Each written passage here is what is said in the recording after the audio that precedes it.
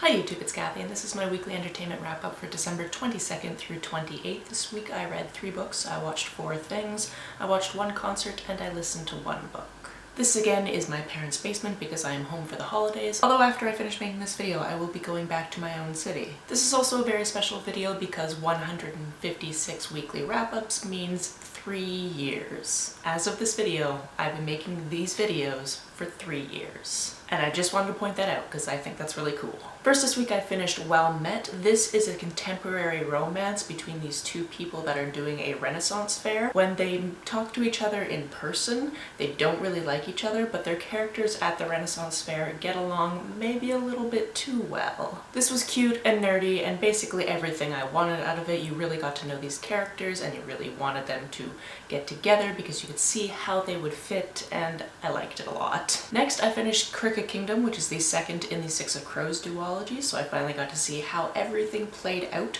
for the 6 people that were involved in this heist, and as well as a couple of other people who just aren't main protagonists. It felt like this one really upped the ante. The last one had a lot of high stakes, but this one kept having high stakes, and they would be doing these things where it seemed like it was easy and they were going to succeed, and then their plans would be thrown right off track again. Obviously, being a sequel, I can't get too much into the details because I do not spoil you in these weekly wrap-ups, but what I can say is I very much enjoyed this. This week I also read The Gentleman's Guide to Getting Lucky. This is a novella that takes place between The Gentleman's Guide to Vice and Virtue and The Lady's Guide to Petticoats and Pirates. It's a 1.5 novella, if you will, and it's all about this period between the 2 books where they're spending time on this island while a ship is being refitted, and it comes up that Percy and Monty haven't actually done the deed. So Felicity tries to help facilitate that, and it's delightful. This book was actually dedicated to all the fan fiction that gave Mackenzi Leigh a proper sexual education that she never got in school, and I love that because this feels like it could be fan fiction because it's all about these 2 characters eventually getting to bed. And then it feels a little bit weird to think about it because these are characters she created, so she can't really have fan fiction of her own work, but if you could,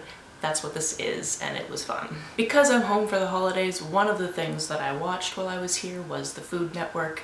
If you've been here for a while, you know that when I come home and there's cable, the Food Network is my go-to. I just throw it on and I'll watch that until basically it loops because I don't have cable and I don't have the Food Network, so that's why I do it. It's silly because there's a lot of things on the Food Network I can't eat and have no interest in, but like the artistry of food preparation, for whatever reason, draws me in. With my mom, I watched the movie Bad Moms, which was a ton of fun. This is about this incredibly hardworking mother with 2 kids and a job and a husband who doesn't do his work around the house. And it has a lot to do with the pressure that is put on parents to be perfect and how you can let that go, but you can't completely backslide out of it because you're still responsible for other human beings and everything like that. I thought it was a lot of fun. I thought it was a little bit of an interesting story. It's definitely worth your time. Kristen Bell is also so pure and innocent in this. It was just really funny to watch. With my dad, I watched Die Hard and Die Hard 2 because Christmas movies. To be honest, I don't know if I've ever actually seen the second Die Hard before. I know I've seen the first, but it wasn't since I was a very small child, so I didn't remember anything. I definitely didn't remember that John McClane did this whole thing without shoes, so that's super impressive. And who doesn't like an action flick that takes place at the holidays? Like, honestly, there's a reason there's 5 of these movies. People like this concept. I will now eventually have to watch 3, 4, and 5. The concert I went to this week was very near and dear to my heart. It was the Canadian album launch for The Year That Never Happened by Joey Clarkson. Joey is a friend of mine that I've had since we were both teenagers. She is such a talented and dedicated and wonderful human being, and I was that person sitting in the audience crying, so there was that. This album means so much for so many different reasons. One, it's an album that her and her husband produced themselves, so it's independently released. The album itself is beautifully produced and there's wonderful storylines about all of the artistic details. And then the songs themselves, as well as the title track, The Year That Never Happened, is very, very personal because they basically went through hell trying to get her a spousal visa to live and work in the UK. I had already listened to the album, I had pre-ordered it, I got a physical copy even though I don't own a CD player. And at this concert they played the album start to finish and it was just so good. I'm going to link her YouTube channel down below as well as her website where you can find out where to listen to or buy the album because It's really good, guys. Like, I'm not a huge audiophile and it could seem that I'm just trying to promote my friend's stuff, but I honestly am such a huge fan that if I didn't know her in person, I would still be very excited about this album.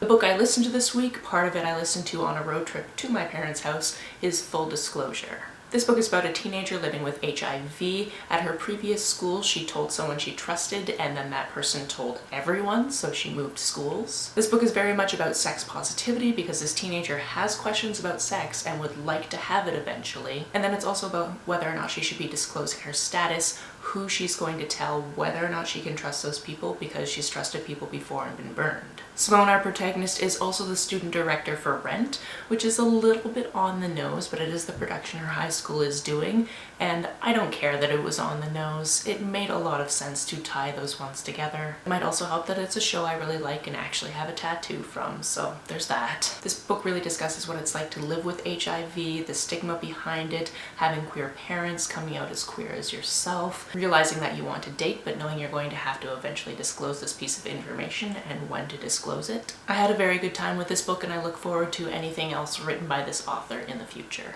That's it for this week, and that's it for weekly entertainment wrap-ups for the year. If you've read, watched, or listened to any of these, let me know about it down in the comments below. On the way down to the comments, if you hit that subscribe button, that would be very nice of you. You can like and share this as you see fit, and I will see you for one more video before I see you in 2020. Bye!